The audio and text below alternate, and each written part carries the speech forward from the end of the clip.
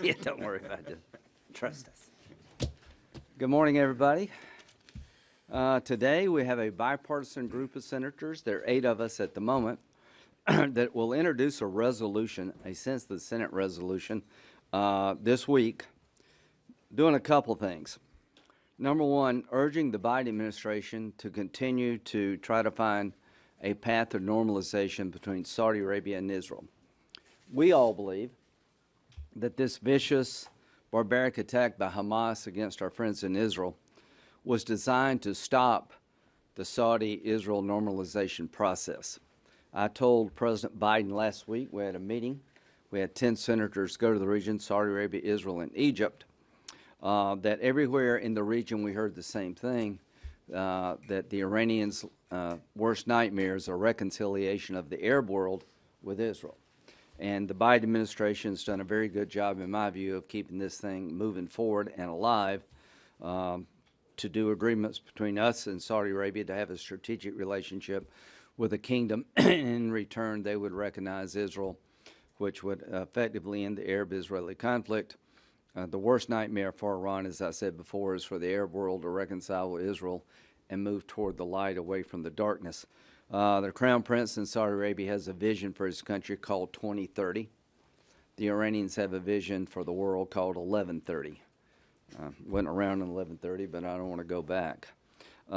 So we have Senator Sullivan, Britt, Thune, and Collins, and myself on our side, Blumenthal, Rosen, Manchin, and Gillibrand on the Democratic side. We'll hear from Senator Blumenthal here shortly. We believe that the AIPAC, phenomenal group here in town, will be supporting our resolution.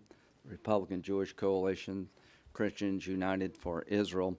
We get all these groups urging members to sign on. So it pushes for peace, but it also firmly stands behind our friends in Israel's right to defend themselves. And we focus in this resolution on the fact that the president has rightly chosen to move major military assets into the region. 2 carrier battle groups, a nuclear sub, and we talk about that extensively because we believe that's the right decision. Now, why are these assets there?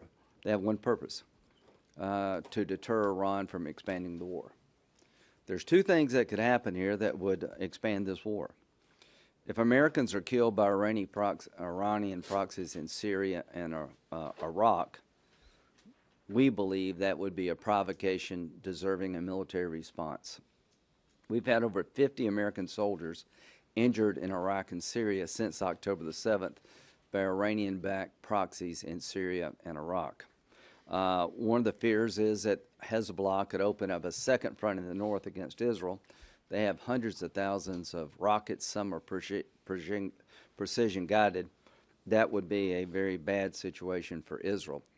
And what we intend to do is urge the administration to go to the source of the problem. The source of the problem is the Ayatollah and his henchmen. This religious theocracy is on a quest to purify Islam. That's why the Sunni Arabs feel so threatened, to destroy the state of Israel and come after us, America and others, who are infidels. If you don't believe me, listen to what they're saying. So this resolution applauds President Biden's decision to move military assets forward and urges him to keep all options on the table regarding the threats we are receiving from Iran in the region, including the use of military force.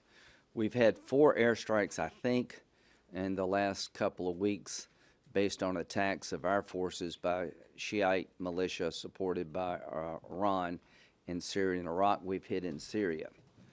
We've been lucky, no American has died, 50 have been hurt. So here's our statement in a bipartisan fashion.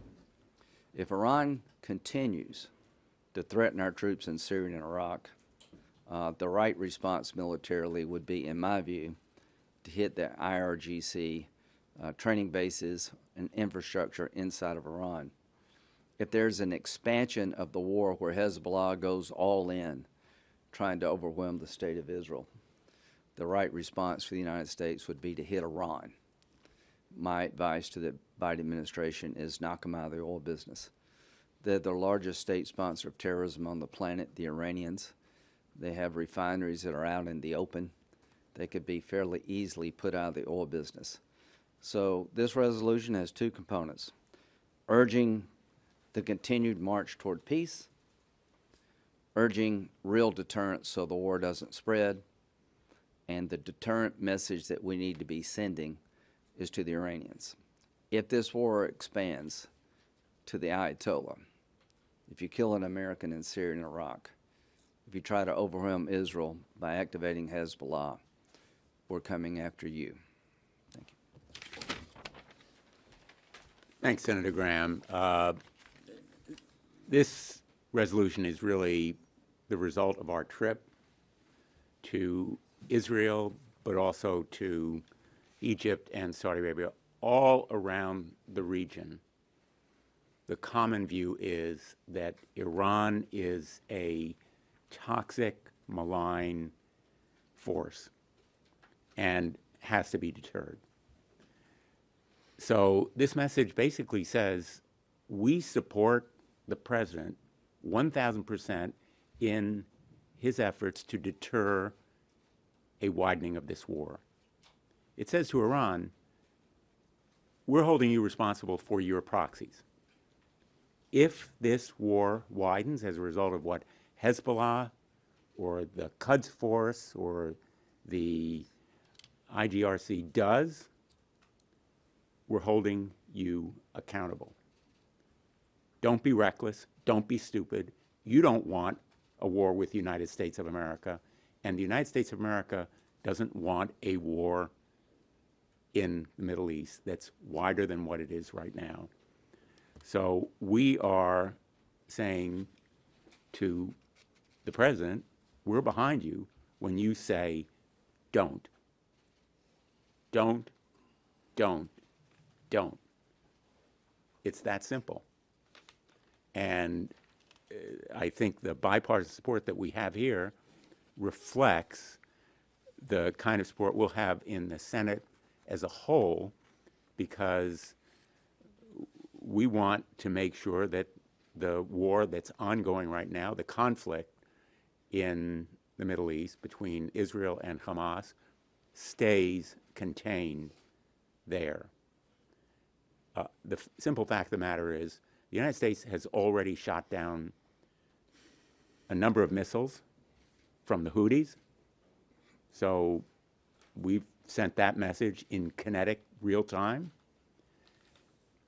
We are attacking the IRGC surrogates in Syria, killing their people when they come against us.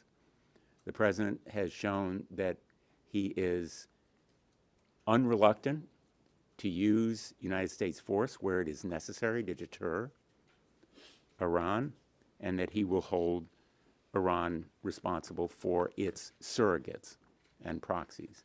There's no question here that Hamas would not have the military capability it does without Iran. Hezbollah would not have 150,000 precision missiles without Iran.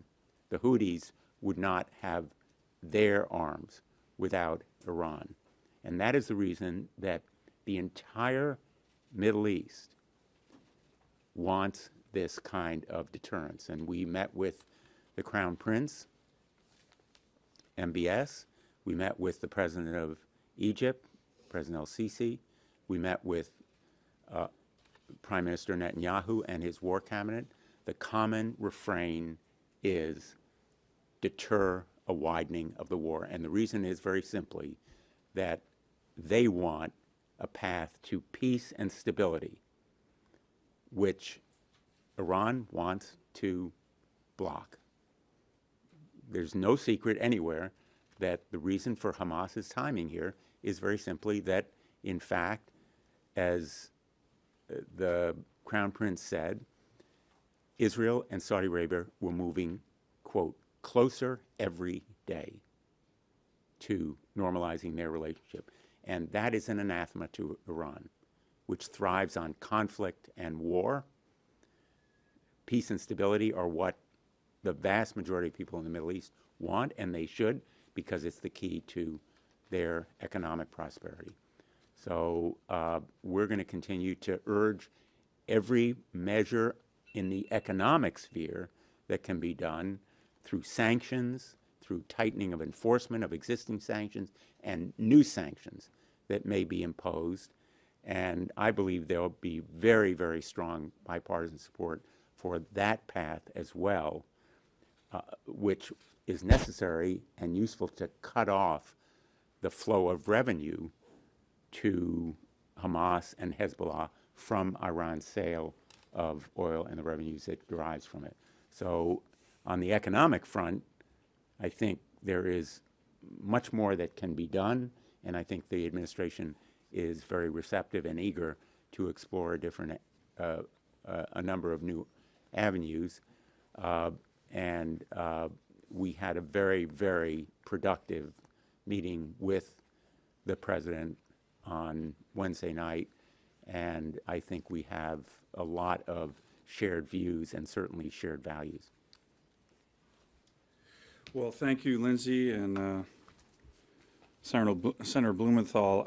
I'm going to kind of repeat a little bit of what both just said, but you know, the issue of Iran's role in October 7th has been debated in the intelligence community. We certainly asked about it when we were on our trip in Israel and Egypt and Saudi Arabia.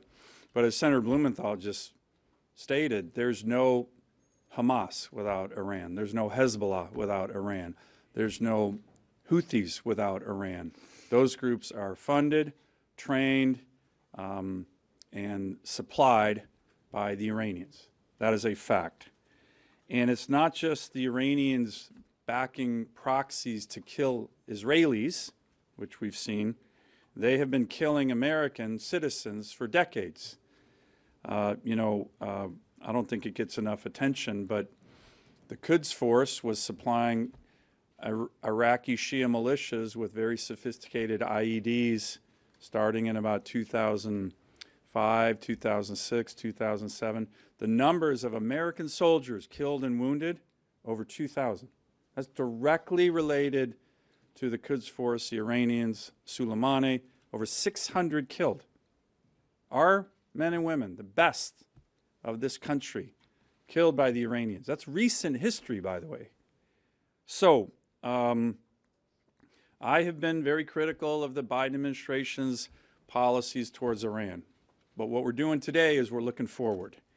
And not just with regard to this resolution, but with what Senator Blumenthal just mentioned, there is strong bipartisan support to reimpose and tighten the economic sanctions, the oil sanctions, to reimpose the ballistic missile sanctions, which expired at the UN 3 weeks ago, to impose secondary sanctions, to go to companies who invest in the Iranian oil and gas sector and use American leverage and muscle to get them to divest.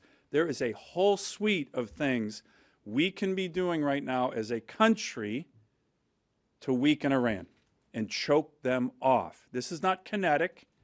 This is just good old-fashioned, hard reimposition of serious sanctions. I raised this issue with the President of the United States on Wednesday. To Senator Blumenthal's point, I think we're hopefully pushing on an open door when it comes to this administration. I recently raised this with the Secretary of Defense as well, who knows a lot about Iran. So we have a resolution here that's really important because it's bipartisan. I recently sent a letter with a number of senators to Secretary Blinken focusing on this economic sanction, oil sanction, ballistic missile sanction component of levers of American power relative to Iran. And our message is there is strong bipartisan support to do that. And we are strongly encouraging the Biden administration to do it as well. Hopefully we're pushing on an open door. That was the feeling we got in the meeting last week, but it remains to be seen, but I'm hopeful that that's going to happen. Great, thanks. Hi, Senator Graham. Thank you guys for doing this. You mentioned if hostilities extend on the Lebanese border, you think it's appropriate to just strike Iran, not even to hit back in Lebanon. As you know there's already been a lot of back and forth fighting. 3 Israeli soldiers were injured on Friday. Israeli strikes have killed multiple Lebanese as well. So at what point would you think that When it becomes a game changer, and you'll know it when you see it. If Hezbollah launches a significant sustained attack on Israel using precision-guided weapons, threatening the Israeli economy, the livelihood of the Israeli people, that could lead to large casualties, then you hit Iran. That's when they get out of the oil business. So I'll let Israel have a say about this. We rely upon our friends in Israel to tell us what's going on. But an escalation that I've just described, if it does occur, where there's sustained major missile attack, incursions by Hezbollah against Israeli civilians and IDF forces, then we would urge the president to launch an attack against Iran. If an American is killed by the proxies that we're talking about, if these continue, then the target set should be in Iran to hit the IRG's training facilities. The paragliders that came in from to Israel by Hamas actually were trained in Iran. So that's what I would say. And I think- President was supportive of that. Senator Sullivan mentioned he felt there was an open door to some of their. There's definitely an open door on economic sanctions. I would anticipate the administration will move toward stronger economic sanctions or support our efforts in the Congress to move toward stronger economic sanctions, particularly more enforcement. You know, a lot of these sanctions depend on going behind the fiction of fleet ownership to determine exactly what oil is being carried by ships. And so, for example, to sanction the ports, sanction ship owners, sanction anyone who deals with them, enforce these kinds of sanctions more rigorously, I think will meet with a lot of support in the Congress and hopefully in the administration. I would just say about responses to Iran attacks on Israel or the United States, I have a lot of confidence from what I've seen so far that our Secretary of Defense and President will be a good judge of what is proportionate and appropriate. But Iran should be on notice that we want to support the President in efforts to deter them, and we will be behind the President in deterrence efforts 100% on a bipartisan basis. And they should have no doubt that if they are so reckless and stupid as to attack Israel through Hezbollah or any of their other proxies in a way that requires our response, we will support whatever is proportionate. Thank you, Senator. On striking Iran, wouldn't Congress have to pass an aid enough to do that? And also, you have previously said Israel should flatten Gaza and frame it in the context of a religious war, in addition, which they appear to be doing in northern Gaza. In addition to the high Palestinian death toll, do you think this could make escalation with Iran more likely? Well, I believe it's a religious war on Iran's part. Clearly, the Israelis are willing to live in peace with people in the neighborhood. You got the Abraham Accords. Israel's not the problem. They're willing to do deals with their Arab neighbors, have done deals with their Arab neighbors. You had a new regime in Iran. Who knows? The Iranians are the religious fanatics that sponsor Hamas, who are religious fanatics, who want to wipe out the Jewish people. If you don't believe me, listen to what they say. In terms of how the operations have gone, Israel, I think, has been very concerned about civilian casualties on the Palestinian side. You got to realize as we talk, Hamas is underneath the hospital. They're launching military attacks from a hospital. These are the bastards by any definition. So give Israel the time and space to do what they need to do. I'd like to lessen civilian casualties where possible. I'd like this conflict to be over sooner rather than later. And I'd like a new day for the Palestinians after this is over, after you destroy Hamas. Something better comes about for the Palestinians. As to Iran, I think the target set needs to be on the table in Iran. We've had 4 strikes, have all been in Syria. The last seems to be a little bolder. I'm just telling everybody here that if our soldiers, one soldier gets killed in Syria and Iraq, I'm blaming Iran. If there's an escalation in the north by Hezbollah or any other place to overwhelm the one and only Jewish state Israel, I'm going to be pushing to hit Iran. Reagan hit Iran. Trump hit Iran. Here's what I think. If they get in a war with us, they'll lose. They know that. They need to pay a price they haven't paid yet, and that price should be the IRGC infrastructure in Iran should not be able to sleep well at night if this continues, and the oil refineries should be knocked out if they continue their effort to expand this war. And the AUMF, You don't need an AMF. They've got all the power he needs. About 90 minutes from now will be a massive pro-Israel rally on the Mall. What's your reaction to that, and what impact do you think that'll have on Congress and administration? Well, it's a free country. People all over the country are having a say. From the river to the sea is not free speech to me. It is a threat to the survival of Israel. You're going to have thousands of people come up here and urge us to stand with Israel. Senator Blumenthal has been unbelievably good on this issue. There's nobody in Congress that's been more forward-leaning of trying to, 1, limit the war, and 2, give Israel the time and space. So this resolution was designed to reinforce the message that we want peace, not war. We're urging a reconciliation of the Arab world with Israel in this resolution. We're urging more economic sanctions to deter Iran, but we're also recognizing all of the military assets in the region are ready to be used and should be used against Iran if this war expands. You know, I will just say about the rally, these voices need to be heard. And the visual of these tens of thousands of people on the mall will send a powerful signal to the world about support of the United States, bipartisan support across the country for Israel. And I would say most important in these next days and weeks and months is that we sustain the bipartisan support in the United States Congress. It's a long tradition. My first trip to Israel as a United States Senator was with John McCain and Lindsey Graham in a bipartisan trip. In 1812. And, and that's the tradition we want to maintain. And this resolution is not an AUMF. It specifically says that the use of force has to be done in accord with constitutional processes.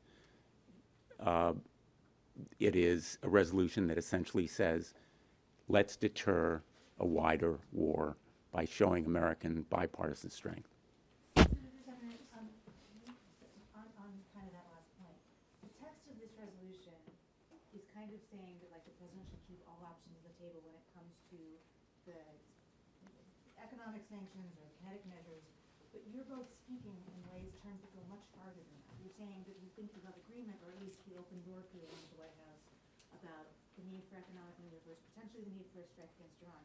So why doesn't this resolution actually reflect that in those terms? Does that mean that either there's not really enough bipartisan support to write that down in a resolution like this, or is this a precursor to something else? We'll see those things that you're saying reflected in some sort of an actual, like, act of Congress. Well, we want to get a bipartisan resolution on the table that talks about just what you said. There is bipartisan support to continue the Saudi-Israeli normalization. I've been pretty hard on the Biden administration. I have bipartisan support. I'm giving them bipartisan support to normalize between Saudi and Israel. That's where I think they're doing a really good job. 50 Americans have been wounded and injured by Iranian proxy attacks. It's my feeling around here that most people are tired of that. The Syrian response by the administration, I'll accept that as being okay, but if this continues, you need to put Iran in the crosshairs in Iran. So that's what we're trying to tell the world. Iran, you expand this war, there won't be an AUMF. We don't need one. Just go for it. Just knock you out, hit you where it hurts. That's my message to the Iranians, that you've miscalculated here. There is a growing sense that the Iranian regime is the root of all this evil, that you'll never have a normal world as long as you have a crazy Ayatollah running Iran, and to the crazy Ayatollah and to his religious fanatics, Hamas and Hezbollah, you're right on the edge here in terms of expanding this war. And if it does expand by Hezbollah and it does expand in Syria and Iraq, the target set should be Iran. That's what I believe. You know, I'll answer that question very simply. If it were up to me, this resolution would consist of one word: don't. In fact, it would be don't, don't, don't. Now, I don't think the parliamentarian would allow that kind of resolution, but that's what this resolution says. And the Iranians will get it, and hopefully they'll get it today, even before it's passed, that we stand behind the president. We don't want war. They shouldn't want war. But the guns of August can reoccur in this century just as they did in the last. And we want to avoid any stupid mistakes on the part of Iran, any recklessness, any zealot trying to fire some missile at Tel Aviv or Jerusalem and launch a Hezbollah attack or another Houthi effort on a massive scale. There are all kinds of pitfalls for Iran. It can avoid them if it listens to Congress when we tell them we're going to be behind the president. And finally, we got to go. We're saying don't, they do. We need to stop the doing. You know, don't is a good thing to say, but it's got to be backed up by some real serious consequences. Right. So if you continue to do, this is what's coming your way. We're going to hit you hard in every sphere of influence, economic and military. We are on the edge right now. The Iranians can make some decisions one way or the other. If you choose wisely. Thanks. Okay, thanks everyone.